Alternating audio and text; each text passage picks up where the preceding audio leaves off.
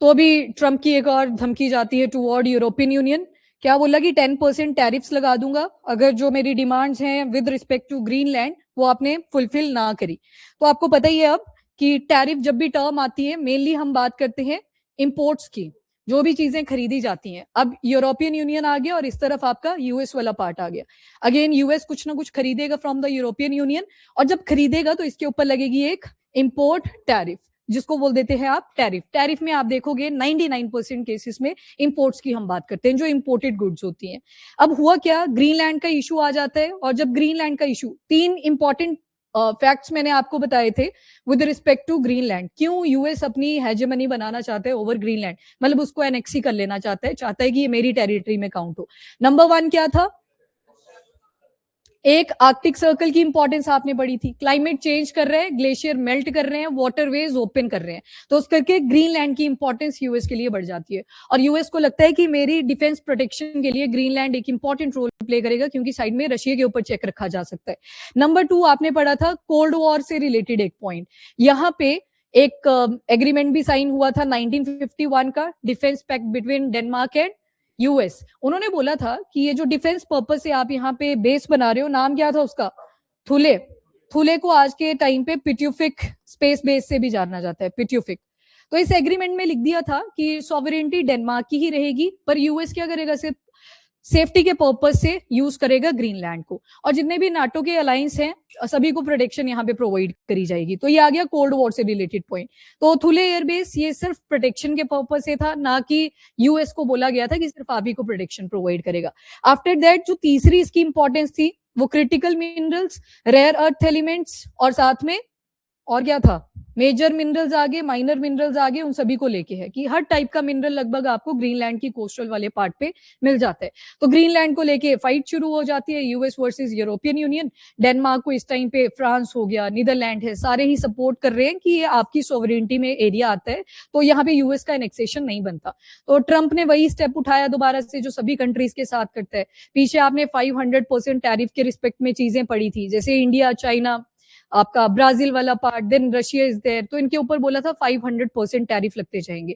आपने secondary sanction सुने थे, सेकेंडरी सैंक्शन जब किसी तीसरी कंट्री को इंपैक्ट करवाना होता है। 3 कंट्रीज काउंट करते हो ना, जैसे वहां पे था यूएस था, फिर इंडिया था, चाइना था, ब्राजील था, और तीसरे पे था रशिया। इनके ऊपर सैंक्शन लगाए गए ताकि किसकी इकोनॉमी खराब हो, सारी रशिया की, तो उसको बोल देते हैं सेकेंडरी सैंक्शन। लगाया आपने एक कंट्री के ऊपर, पर उससे कोई दूसरी कंट्री भी इंपैक्ट होगी, तो 3 कंट्रीज का यहाँ पे ट्रायनिटी सा बन जाता है। अच्छा, अब क्या हुआ, तो 500% टैरिफ।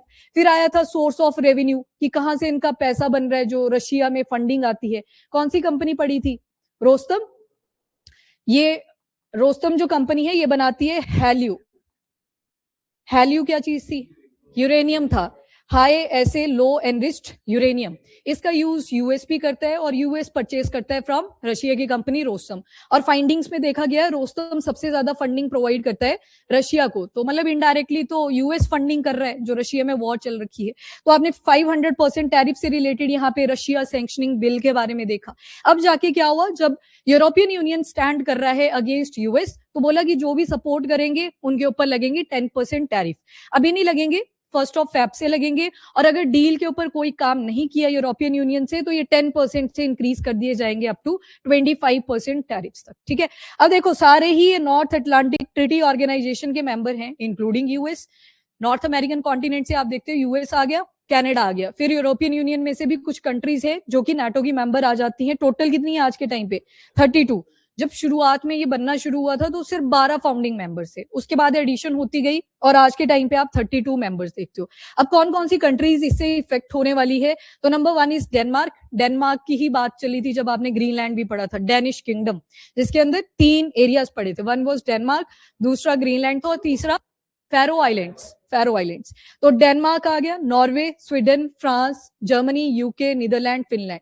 तो ये सारी कंट्रीज हैं जो अफेक्ट होंगी इन टैरिफ्स के साथ, जो यूएस ने भी क्लेम करा हुआ है। इसके अलावा प्रोटेस्ट ईरान में तो चल ही रहा है, खैर वहां पे डेथ्स का नंबर भी इंक्रीज करता जा रहा है, सिविल या फिर मिलिट्री जो मर्जी देखो, नंबर वहां पे भी इंक्रीज हो गया।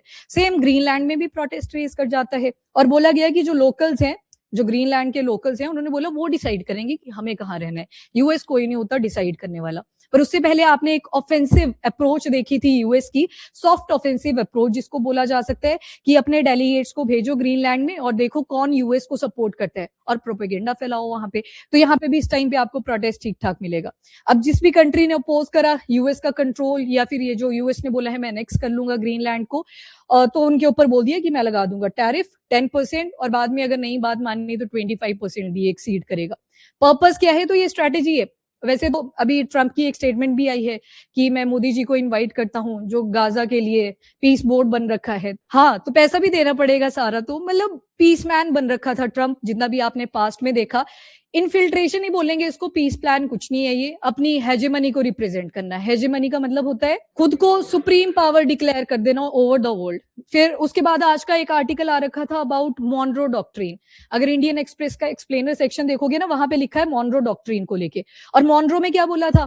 वेस्टर्न हेमिस्फेयर, यूरोपियंस की कोई इंटरफेरेंस नहीं होगी वेस्टर्न हेमिस्फेयर में। उसी चीज को यूरोपियन यूनियन ने भी उठाया कि जब हमने अपनी इंटरफेरेंस नहीं करी है वेस्टर्न हेमिस्फेयर के अंदर, तो आप क्यों हमारी टेरिटरीज की तरफ बढ़ रहे हो, एनेक्सेशन की बात कर रहे हो। देन नेक्स्ट स्ट्रेटेजिक इंपॉर्टेंस क्या है, तो आपको पता ही है। अब एक तो उसकी लोकेशन आ गई, आर्कटिक सर्कल। जब आप देखोगे मैप पे ऊपर की तरफ कौन सा सर्कल आता है? Arctic circle. यहाँ पे नॉर्थ अमेरिका वाला पार्ट आ गया, यहाँ पे जाके ग्रीनलैंड लोकेटेड है। तो ग्रीनलैंड की अपने में ही एक तो स्ट्रेटेजिक लोकेशन है। Number 2 is mineral resources. जो ग्रीनलैंड के कोस्टल वाला एरिया है सारा का सारा, यहाँ पे आपको ठीक ठाक मिनरल्स मिल जाते हैं। मिनरल के पीछे की तो लड़ाई है। रशिया और यूक्रेन का केस जब पड़ा था तो बोला यूक्रेन बैठा है एक पूरे ढेर के ऊपर, मतलब इतने सारे मिनरल्स हैं यूक्रेन में। तभी तो यूएस बार बार सपोर्ट कर रहा है यूक्रेन को। रशिया को भी पता है यूएस क्यों अपना इंटरेस्ट शो कर रहा है यूक्रेन में, क्योंकि उसको भी मिनरल्स यूज करने हैं। सेम सिनारियो ग्रीनलैंड में आपको मिलेगा। एंड ट्रंप ने बोला है कि मैं मिलिट्री डिप्लॉयमेंट भी करूंगा टू ऑक्यूपाई इट। अभी पेंटागन आपको मिलेगा हेडक्वार्टर ऑफ जो डिफेंस आ गया यूएस का।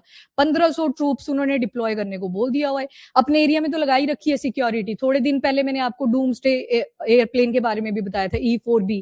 तो उसको तभी दिखाया जाता है, मतलब तभी वो एक्टिव होता है जब कोई न्यूक्लियर वॉर होनी हो, जब एंड का खतरा रहता है कि प्रेसिडेंट का अब रिमांड लग सकता है फ्रॉम अदर कंट्रीज। तो उसमें बैठ जाता है, फिर नीचे जो मर्जी चलता रहे, हम अपना कैबिनेट प्लेन में से चला लेंगे। तो वही चीज यहाँ पे बोली कि अभी 1500 ट्रूप्स जो हैं उनको भी डिप्लॉय करा जाएगा नियर द आर्कटिक सर्कल। क्यों करा जाएगा? साइड में क्या है? ग्रीनलैंड। तो अपनी मिलिट्री जो डिप्लॉयमेंट है वो भी यूएस शो करने वाला है। यूरोपियन रिस्पांस क्या आया? तो वही चीज की स्मॉल मिलिट्री कंटिजेंट डेनमार्क ने भी भेजे हैं टुवर्ड ग्रीनलैंड प्रोटेक्शन के पर्पस से। और क्वेश्चन कहां पे आता है घूम फिर के? वही सॉवरेनिटी कौन मार्क करता है अपनी? वहां पर डेनमार्क करता है। पर अकेले डेनमार्क ने नहीं भेजे हैं, जो आपने बाकी के 7 कंट्रीज पढ़े अलॉन्ग विद द डेनमार्क, उनको भी यहाँ पे इंक्लूड करा गया है। देन लोकल रिएक्शन, ठीक ठाक प्रोटेस्ट आपको दिखेगा ये यूरोपियन यूनियन की कंट्री से।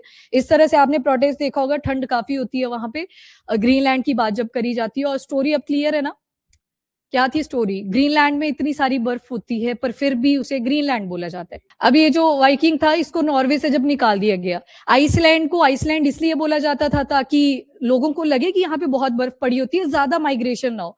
पर जब उसको भेज दिया जाता है तो वो ग्रीनलैंड पहुंचता है। अब उसने सोचा, दिमाग लगाया कि क्या नाम दूं इस जगह को कि लोग यहाँ पे आना शुरू करें। उसने बोला ग्रीनलैंड। एक्चुअल में ये जो ग्रीनलैंड है, मैंने बोला कि इसके जो कोस्टल पार्ट है वहां पे आपको मिनरल मिलेंगे, यहाँ पे ग्रीनरी भी है, थोड़े बहुत पेड़ आपको मिलेंगे, पर बीच में जब जाओगे तो सारा ये आइस के साथ कवर्ड है।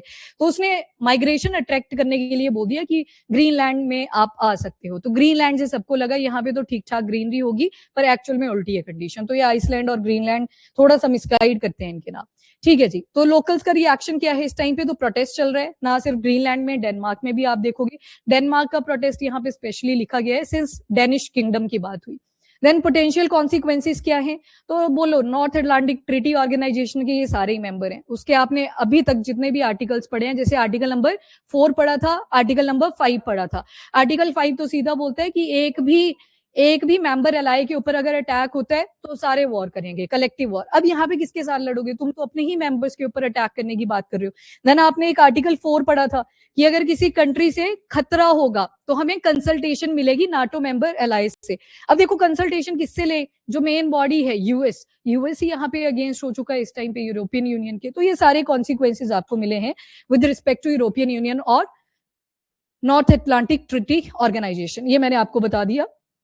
जो स्टैंड बाय पे 1500 ट्रूप्स रखे हैं कि आर्कटिक सर्कल वाले एरिया में भेजेंगे, क्योंकि आपने मिलिट्री कंटिजेंट भेजे हुए हैं टुवर्ड ग्रीनलैंड। अच्छा, अब ये यूरोपियन यूनियन में कितने मेंबर्स हैं टोटल? 27 हैं टोटल मेंबर जो आपको यूरोपियन यूनियन में मिलेंगे। मैंने शायद यहाँ पे लगाए नहीं, चलो पीडीएफ में लगा दूंगी। 27 मेंबर्स हैं